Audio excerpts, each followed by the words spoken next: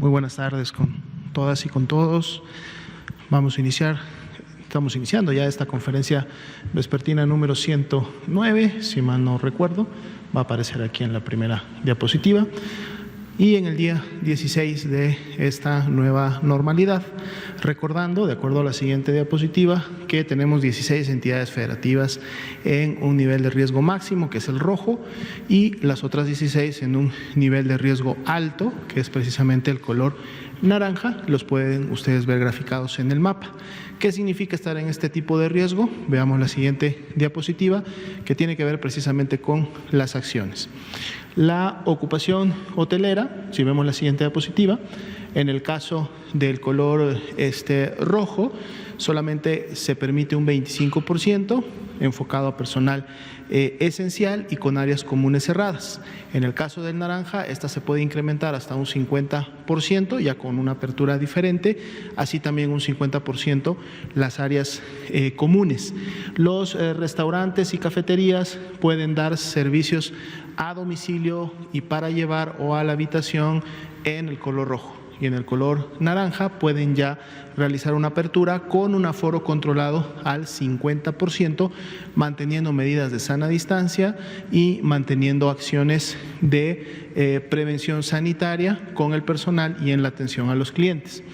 Las barberías, estéticas, peluquerías, etcétera, en color rojo pueden prestar servicios a domicilio con medidas de prevención sanitaria, y en naranja pueden ya abrir sus locales, sin embargo con un aforo restringido al 50%, y es algo que ellos necesitan controlar.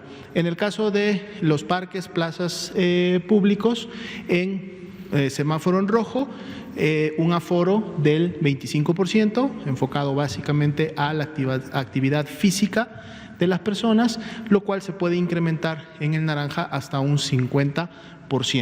En el caso de mercados, supermercados, ya desde el rojo hay un aforo del 50%, permitiendo solamente el ingreso a una persona por familia. Esto es para que se pueda mantener la sana distancia al interior de estos lugares. Y en el caso del semáforo rojo se incrementa o se puede incrementar este aforo a un 75%. Para efectos de los juegos profesionales que se dan en estadios como tales, en ambos colores se mantienen todavía los juegos a puerta cerrada, es decir, se pueden llevar a cabo los partidos, sin embargo estos serían solamente entre los jugadores, asistidos lógicamente por el equipo técnico, pero todavía no pueden abrir la taquilla o la venta lógicamente de boletos para que las personas ingresen, todavía a puerta cerrada. Eso se podrá hacer hasta que alguien esté en color amarillo. Veamos la siguiente diapositiva, son más ejemplos de actividades. En este caso, en rojo, todas estas actividades están cerradas, ya lo habíamos comentado durante prácticamente la semana pasada. Sin embargo, en el naranja hay algunas que ya pueden tener cierta apertura. Los gimnasios, por ejemplo, spas y similares pueden tener un aforo del 50%, pero deben hacerlo con cita para poder controlar la atención y poder mantener la sana distancia. En el caso de los cines, teatros, museos o eventos culturales con menos de 500 personas, pueden hacerlo con un aforo de un 25% y guardando sana distancia al interior de los locales. Centros comerciales igual, aforo del 25%, espacios o áreas de culto, un aforo del 25%, y lo que serían eventos masivos como conciertos, por ejemplo, grandes congregaciones o los bares y similares, en ambos colores continúan y se mantienen cerrados, será hasta un color amarillo en el que podrán tener algún tipo de aforo. Bien, pasemos ahora al panorama internacional.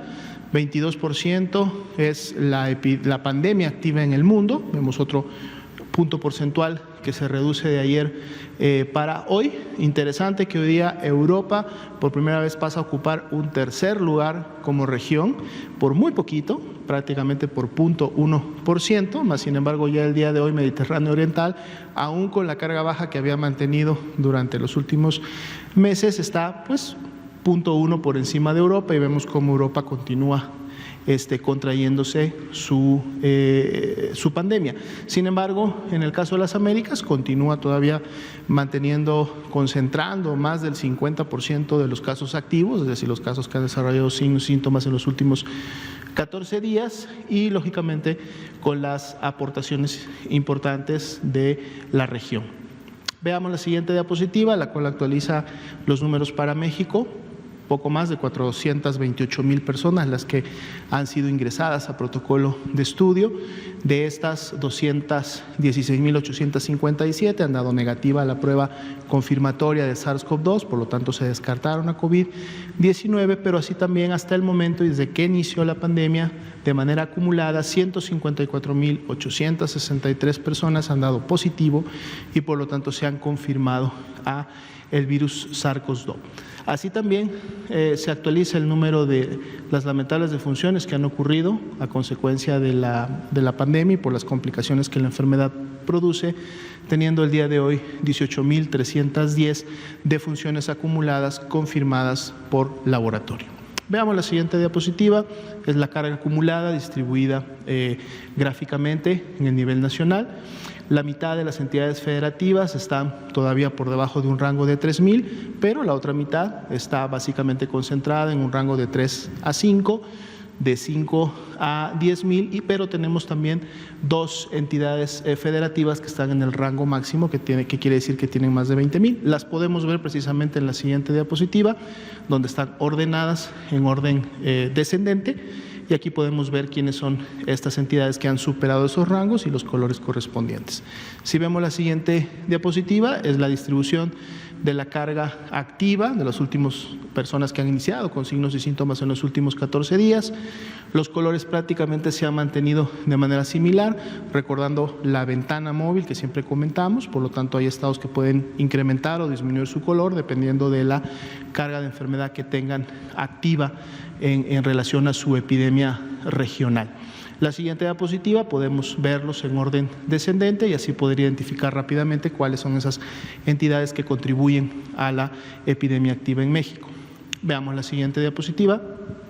Es las defunciones que están registradas por fecha en la que ocurrieron, las 18,310 que hasta el momento han sucedido, y también están representadas las 1,779 que todavía tienen la clasificación de sospechosa. Esperamos que en los siguientes días, con la emisión de su resultado de la prueba, podamos o confirmarlas o descartarlas y por lo tanto incluirlas a la estadística.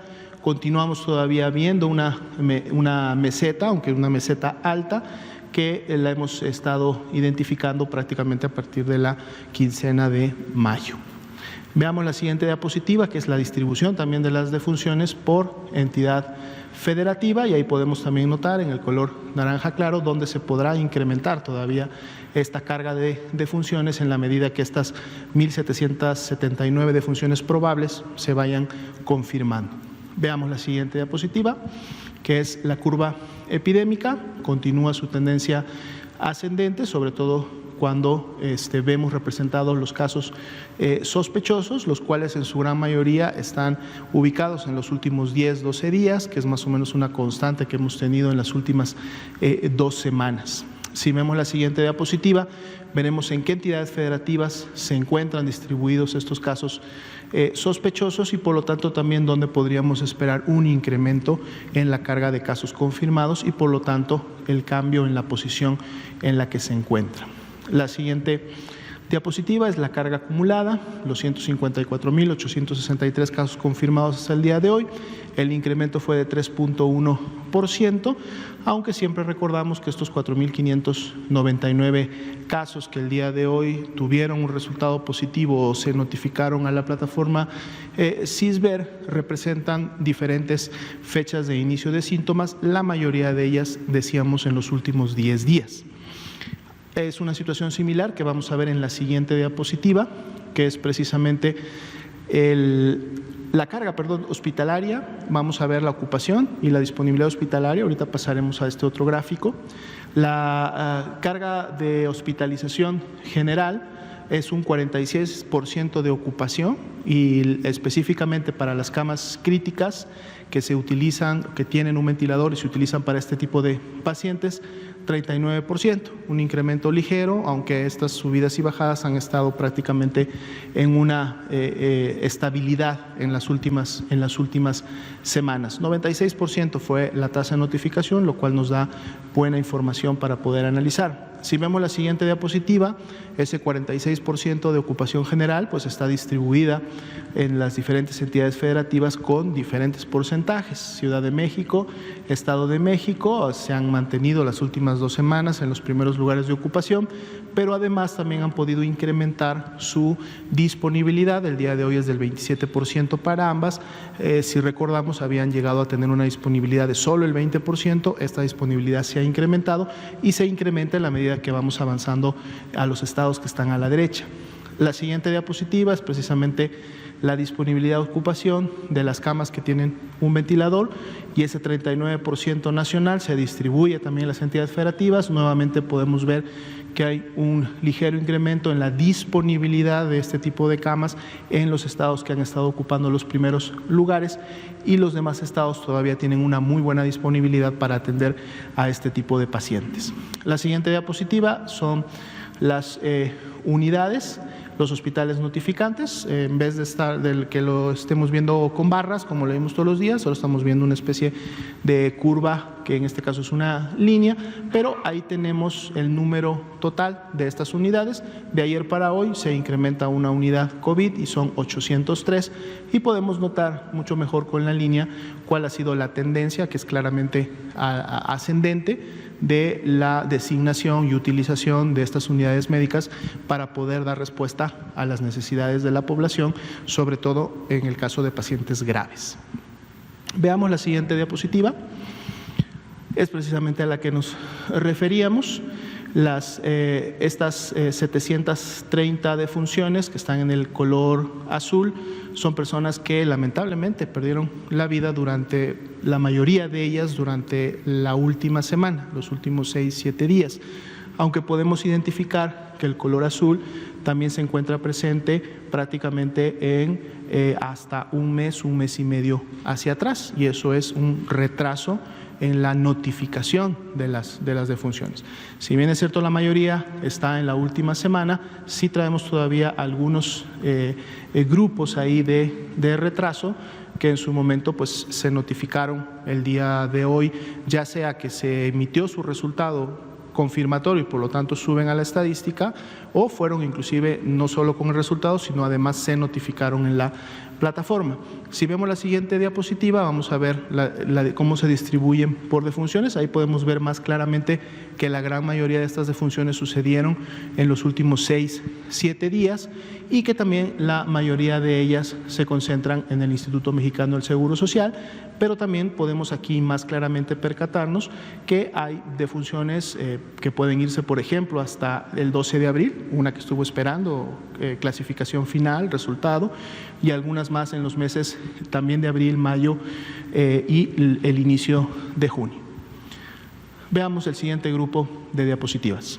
Son precisamente la afectación que ha tenido COVID-19 al personal de salud, igual como lo hacemos en la estadística de la población en general.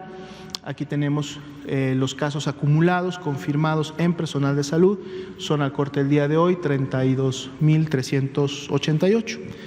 También 68.287 profesionales de la salud salieron negativos cuando se les hizo la prueba confirmatoria, y tenemos dentro del grupo que veíamos en láminas previas 12.950 de ese total grande de sospechosos son profesionales de la salud que también están esperando un resultado de laboratorio.